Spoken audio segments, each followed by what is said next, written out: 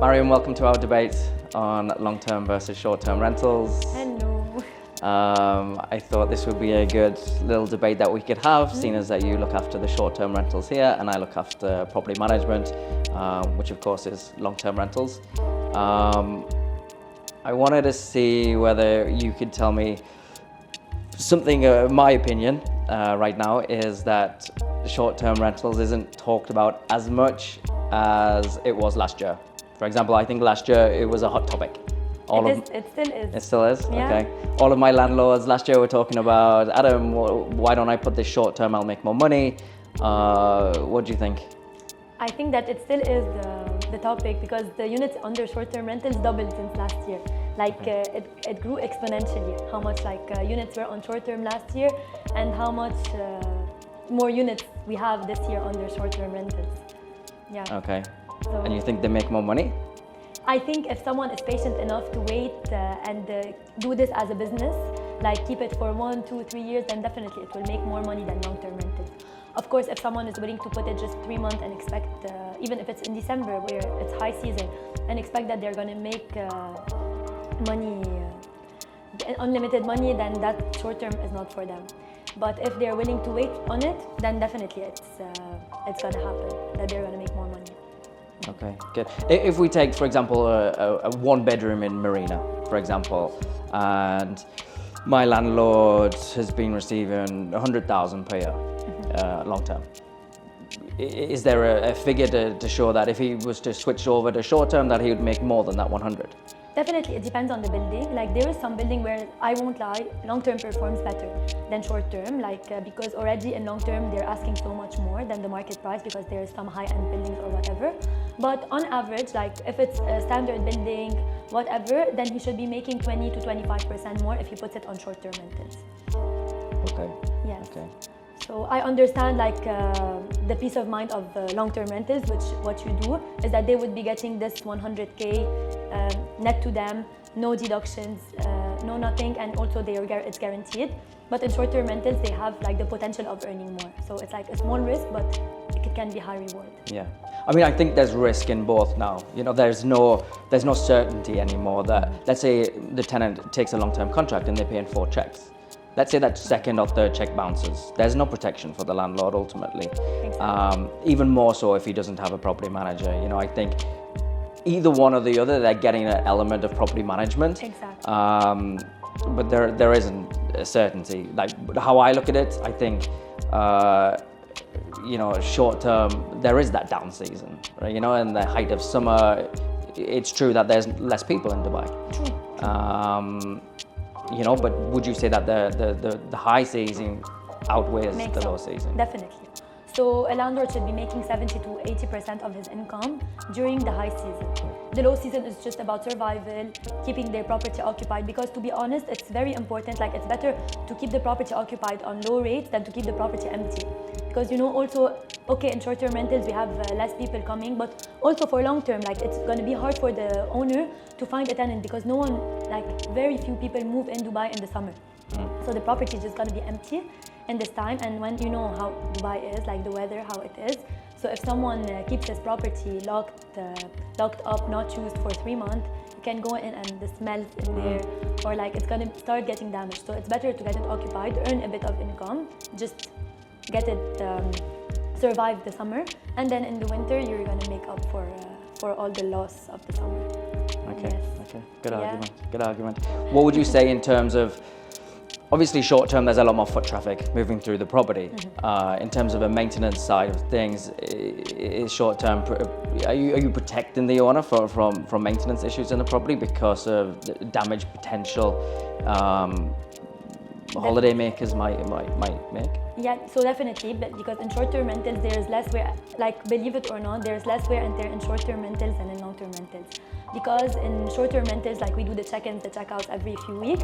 So after every check-out, I have someone to make an inspection of the property, make sure that everything's okay. So if there's any damage, we will charge it to the guest.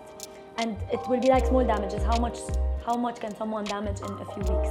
But if you get the wrong tenant as a property manager, you're getting one tenant. If you get the wrong tenant that's gonna trash the property, you're not gonna go and knock on his door every single week and tell him can I check?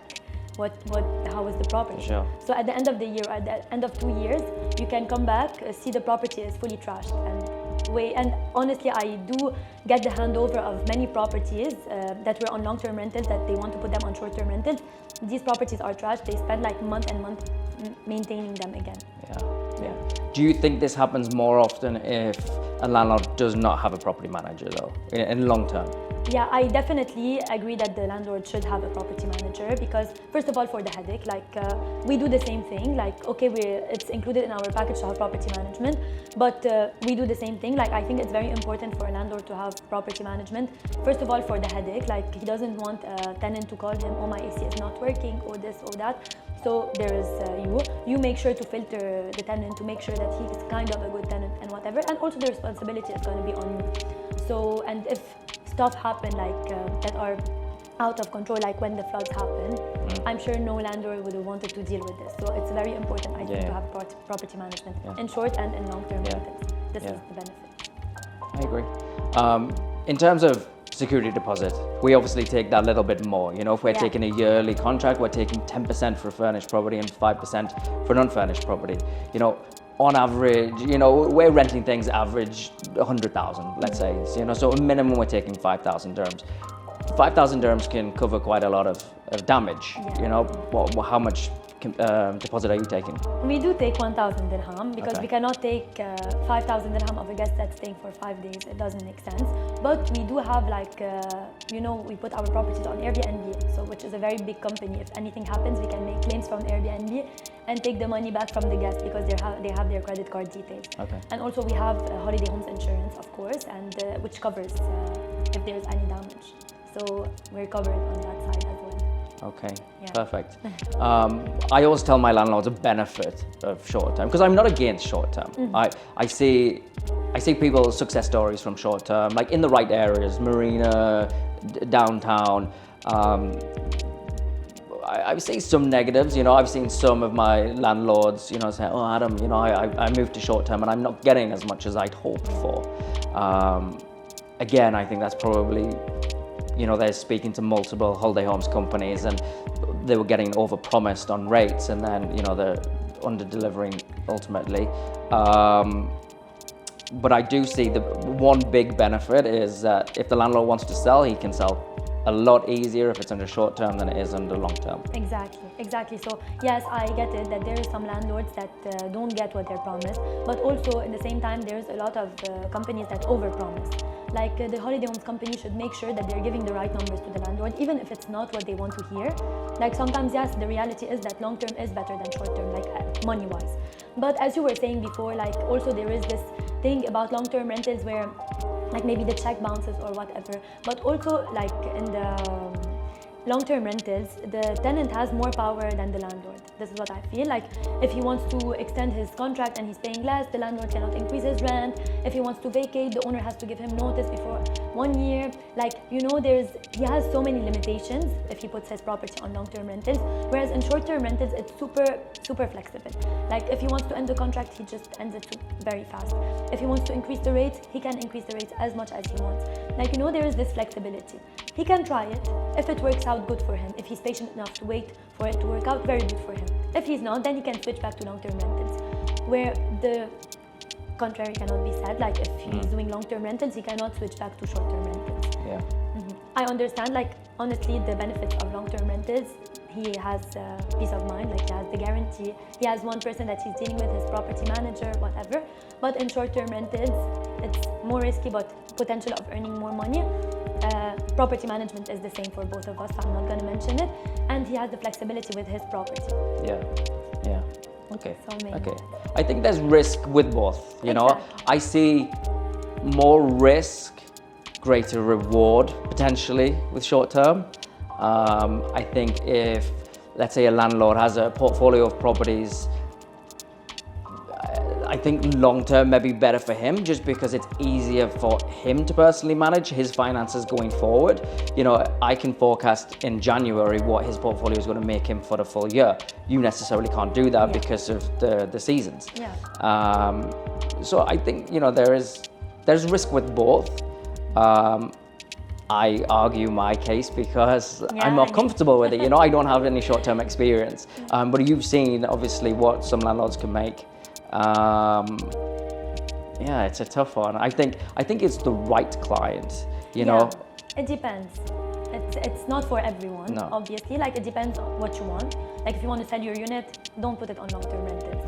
If you want, if you want property management, but you don't want to pay for a property manager because, you know, they pay you a percentage of what they're earning, then you do short-term rentals. And if you have the risk, honestly, I disagree on the fact that if he has a big portfolio, it means he has this margin of risk that he can take. Because if he has one property, maybe he's depending on it to do other stuff with his rent. But if he has many properties, he can put some of them on short term, put some of them on long term, and see which ones perform better.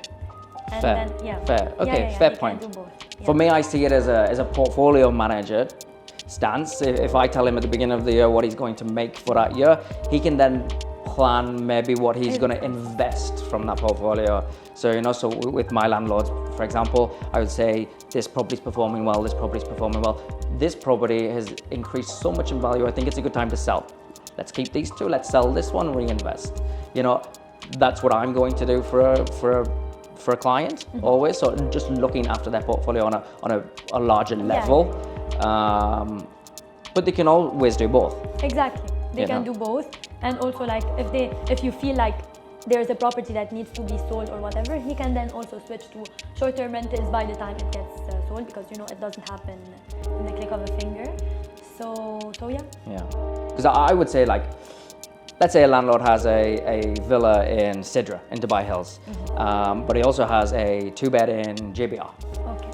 JBR is going to rent all day long on the short-term market, you know, because it's a holiday destination.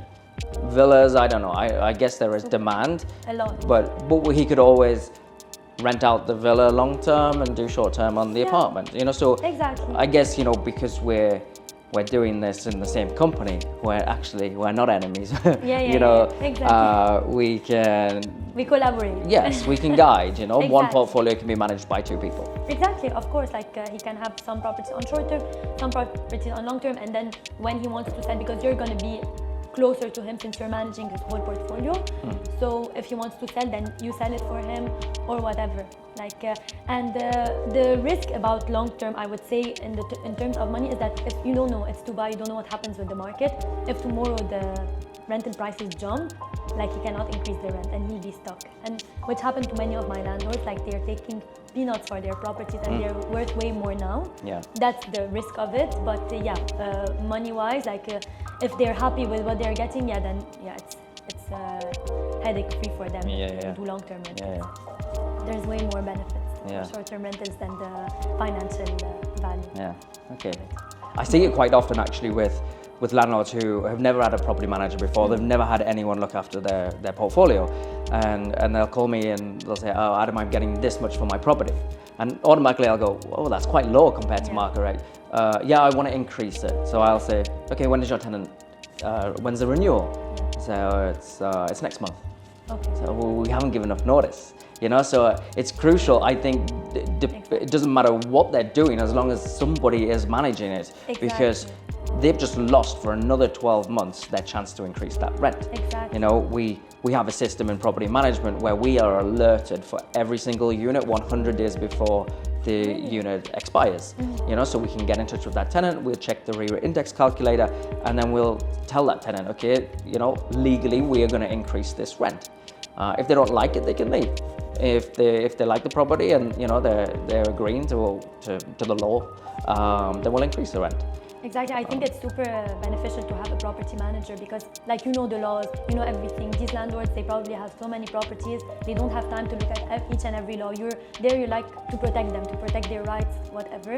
Because, as I told you, like, the tenant has so much power here in Dubai when it comes to long-term rent. So I think it's very important for them, if they don't want to do the short-term, to hire a property manager. Because I know that they think they can do it on their own, just put a tenant inside, but there's so much more to it. Such as, like, maintaining the relationship with the tenant and making sure he knows everything and knows his rights. Okay, I think we could probably debate this a lot more, but I think we'll leave it there. Yes. So what I'll do is I'll put the details of Mariam and myself below, and then if you want to even have this debate on a Zoom call, we can talk about what would be better for your portfolio. Mariam, thank you. Thank you so much, Adam.